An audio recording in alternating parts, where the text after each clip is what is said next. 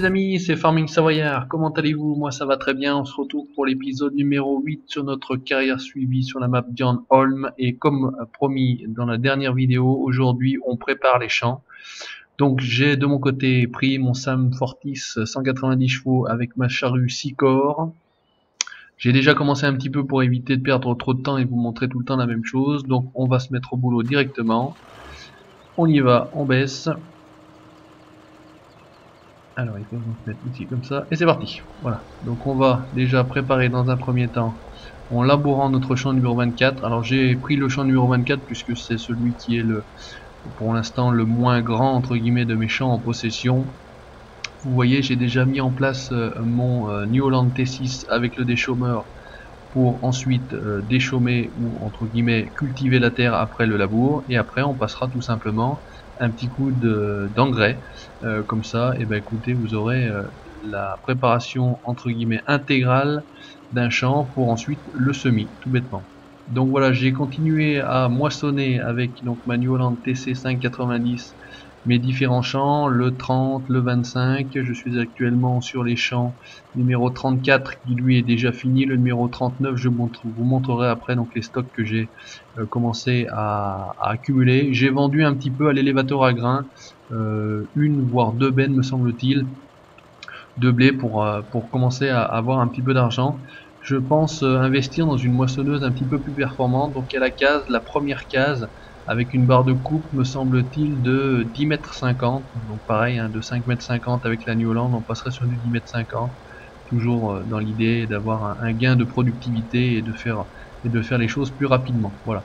Donc là on est parti, on fait du labour avec notre Sam qui tire a priori très bien notre charrue. Et ça se passe à merveille. Voilà, donc on y va, on continue. Donc j'ai bien noté vos commentaires sur la dernière vidéo qui disaient que par rapport justement à un commentaire que j'avais eu dans la discussion, que je parlais a priori un peu trop dans mes vidéos. Vous m'avez confirmé que, écoutez, le débit et la quantité de parole étaient appréciables, suffisants. Comme ça, vous m'avez dit que ça vous permettait de ressentir un petit peu les émotions, de comprendre un petit peu ce que je fais. Effectivement, donc je pensais ne pas trop parler. Maintenant effectivement on ne sait jamais, par rapport à d'autres youtubeurs, je pense que j'en dis autant, voire peut-être moins ou certainement plus, je ne sais pas. Enfin, bref, donc je continuerai comme ceci. Ça vous convient, cher abonné. Donc toujours pareil, je vous remercie également des félicitations entre guillemets pour le maniement de la tronçonneuse. On m'a dit que je maniais bien la tronçonneuse. Écoutez, pourtant je ne suis pas bûcheron, mais bon, écoutez, c'est très gentil à vous, je prends. Au niveau de la chaîne, et écoutez, toujours pareil, petit bilan, on en est au jour d'aujourd'hui, alors où je vous parle, à 18 abonnés, ça continue à augmenter, j'en suis très très content. Merci à vous de me suivre, merci à vous de me laisser vos commentaires, de passer un petit peu de temps à regarder ce que je fais. Ça fait plaisir. Voilà, je fais pas ça pour rien. Donc sachant que je ne fais pas ça pour rien, je vais continuer. Donc je commence bientôt, comme indiqué dans la vidéo numéro 6 voire 7, je ne sais plus, la carrière sur le bois. J'ai quasiment testé tous mes modes. J'ai encore un petit doute sur la map. J'ai trouvé quelque chose de pas mal, j'en ai encore téléchargé une aujourd'hui, donc je voulais voir un petit peu ce que ça pouvait donner. On va être sur quelque chose de très, très sympathique, hein, donc ça changera un petit peu de la version agriculture, même si on parle de Farming Simulator. Écoutez, au moins on aura autre chose, j'aurai autre chose entre guillemets à vous montrer. Comme ça vous aurez un petit peu de poids, vous aurez la carrière ici sans cheat, et puis on verra par la suite. On va déjà se concentrer sur ce qu'on fait, on va essayer de faire ce qu'on fait bien, ne pas partir dans tous les sens, ouvrir 50 carrières pour ne pas les terminer ensuite. Moi j'essaye quand je me lance dans quelque chose, de le faire bien. C'est comme dans mon métier, quand je fais quelque chose, j'essaye de le faire bien. Voilà, allez, on continue. On est dans notre labour, donc je trouve que la texture de la terre labourée est pas si mal que ça, hein, vous voyez. La texture de la charrue, elle, lors du labour, est toujours exceptionnelle. La petite fumée, les petites projections de terre, c'est superbe. Le tracteur qui se salit lui aussi, c'est toujours pareil, c'est superbe. Hop. Et puis écoutez, au clavier ça se passe super bien. Voilà. Donc actuellement il en est à 200 000 euros. Voilà, je vous ai indiqué que j'ai vendu un petit peu de blé. J'ai pas tout stocké. On doit être a priori, si mes souvenirs sont pas mauvais, à 50 ou 60 tonnes de stock en blé. Je suis encore en train de moissonner avec une ouvrier le champ numéro 39. J'ai l'impression qu'elle s'est arrêtée. Mais on s'occupera de ça plus tard. Je veux absolument vous montrer sur cet épisode, eh ben, écoutez, le labour. Donc petite vue sympathique. Après on le fera en vue intérieure. Je vais vous montrer ce que ça peut donner. Alors vous verrez un petit peu moins effectivement à l'arrière et le labour en lui-même. Mais on verra ce que voit effectivement l'agriculteur quand lui fait le travail, tout simplement. On va le faire un petit peu après, tranquillement. Voilà. Allez, on avance. C'est parti.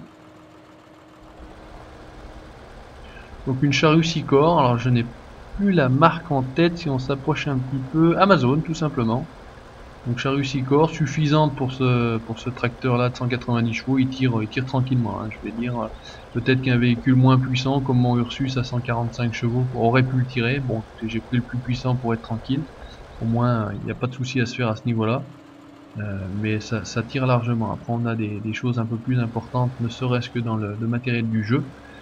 Bon, après au niveau des modes, on pourra toujours avoir. J'avais téléchargé un pack de Lemken. Pas encore essayé parce que c'est vrai que le labour, je ne le fais pas souvent. Je l'ai eu fait pas mal en fin de vie de FS 2013, fin de vie entre guillemets, toujours pareil, sur la map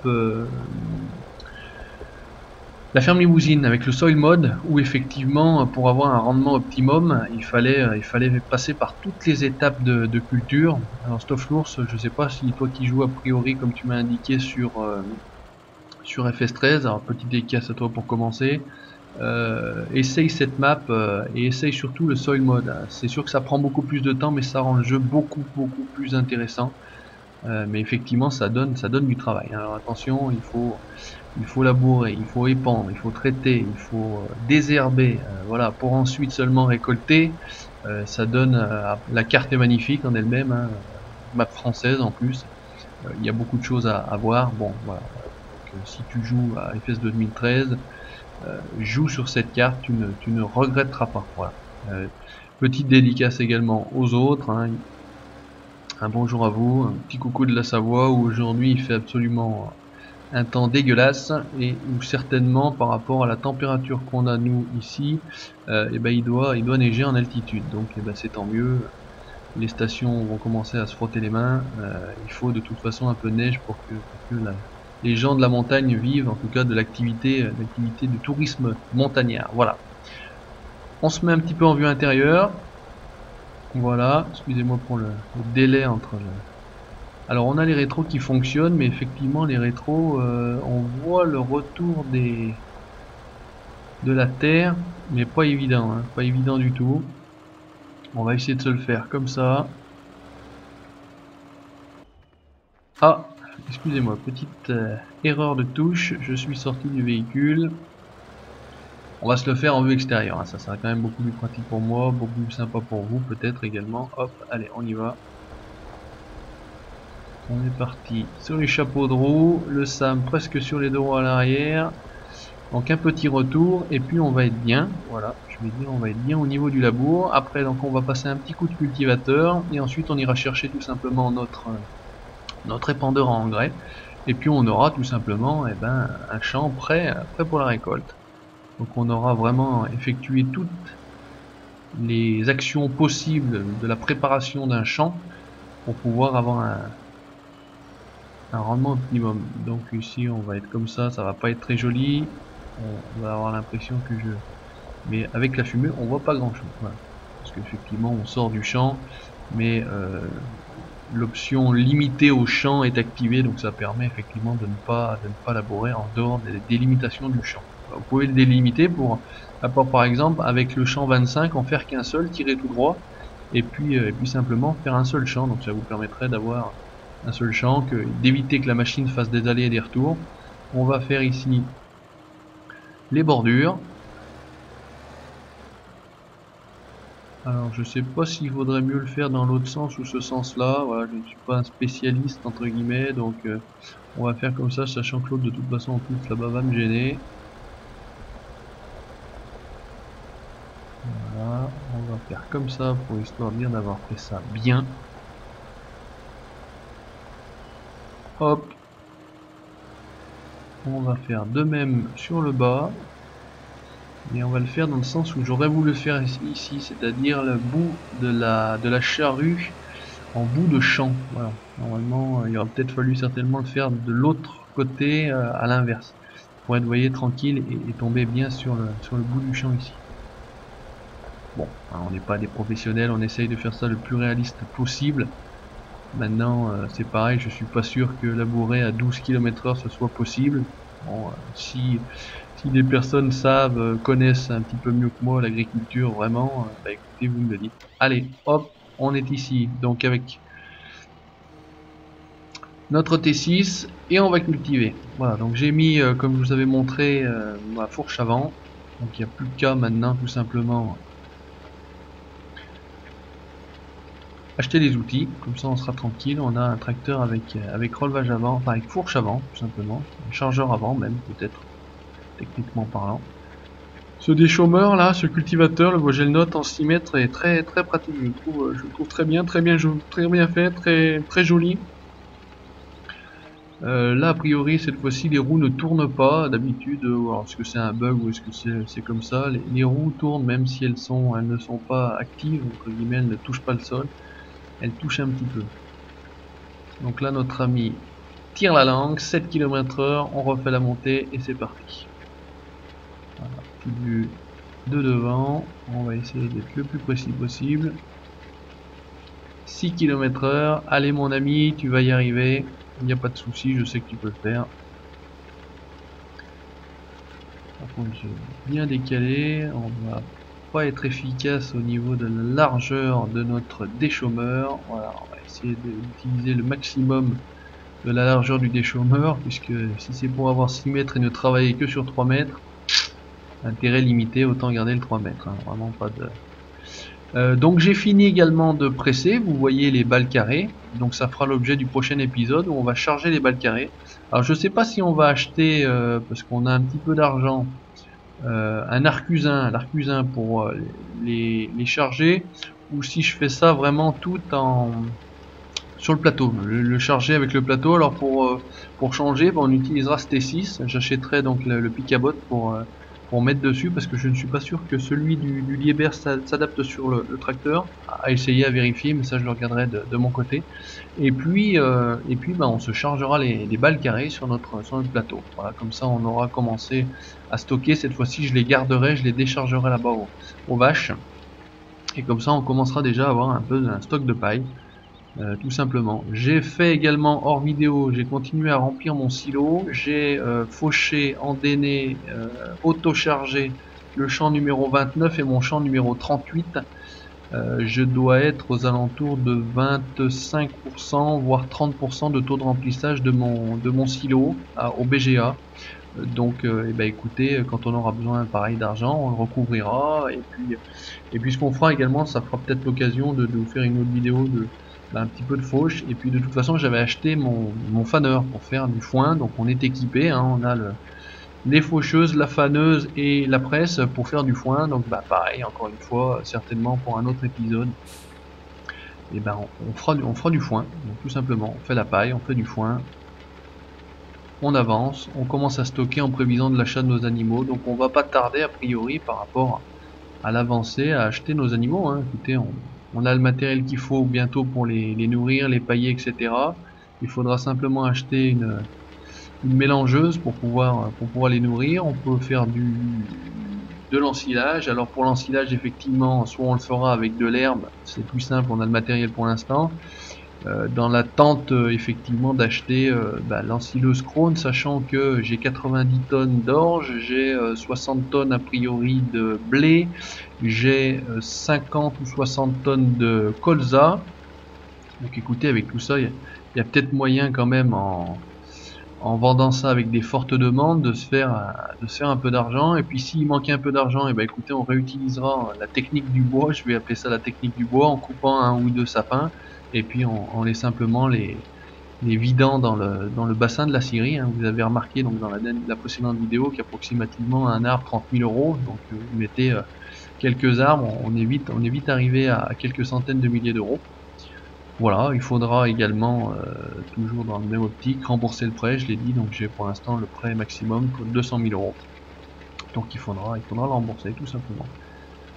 Donc là on avance tranquillement, on déchaume ou on cultive, je sais pas exactement, c'est à peu près la même chose, si j'ai bien compris. Bon, on va peut-être dire plutôt cultiver, puisque là il y a rien, il n'y a pas de reste de plantation. Donc le déchaumage, si j'ai bien compris, c'est après une culture. Et puis on cultive tout simplement après un labour. Voilà, si j'ai bien compris, c'est à peu près comme ça que ça.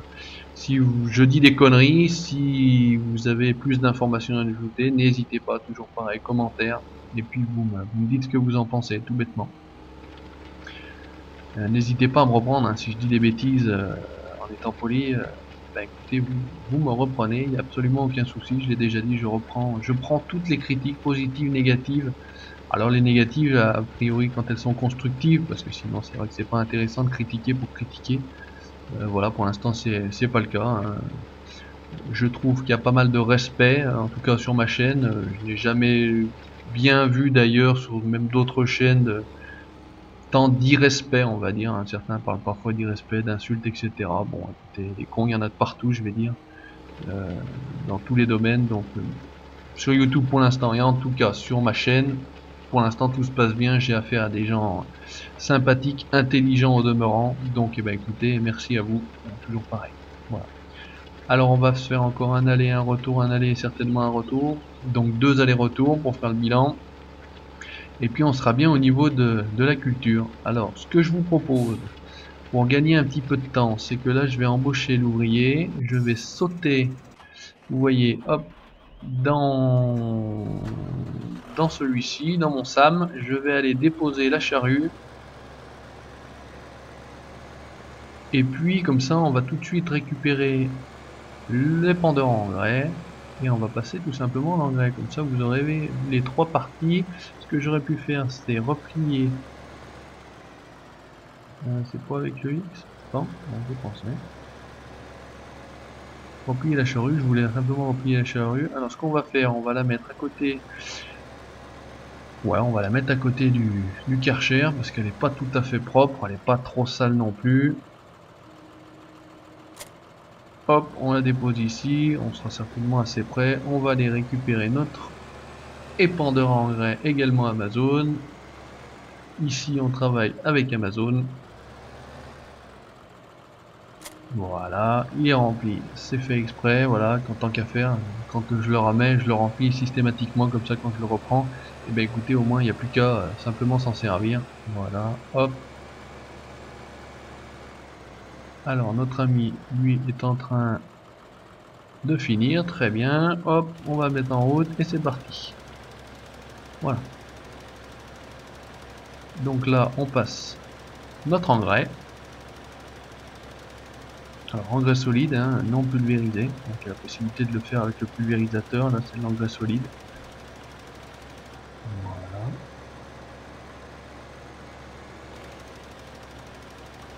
On va essayer d'utiliser le maximum de la largeur. Alors c'est jamais bien évident cette chose là, et puis effectivement, ce qu'on pourrait faire pour éviter de s'embêter et de pas voir, hop, voilà, j'ai installé ce mode là qui permet d'avoir un superbe écran où vous avez toute toute la largeur de l'écran, toute la profondeur de l'écran, et comme ça vous êtes tranquille, vous n'avez pas ni les kilomètres heure, ni la carte, ni quoi que ce soit, ça ne gêne rien, vous voyez, on est super sympa comme ça. Petite vue, on aurait peut-être pu couper les gyros, ouais, coupons les gyros. Lui va terminer, ça va être parfait. Hop, on remet les gyros. On va retourner tranquillement à la ferme et on va aller s'occuper de notre moissonneuse. Je vais vous montrer donc où on en est au niveau du champ numéro 39.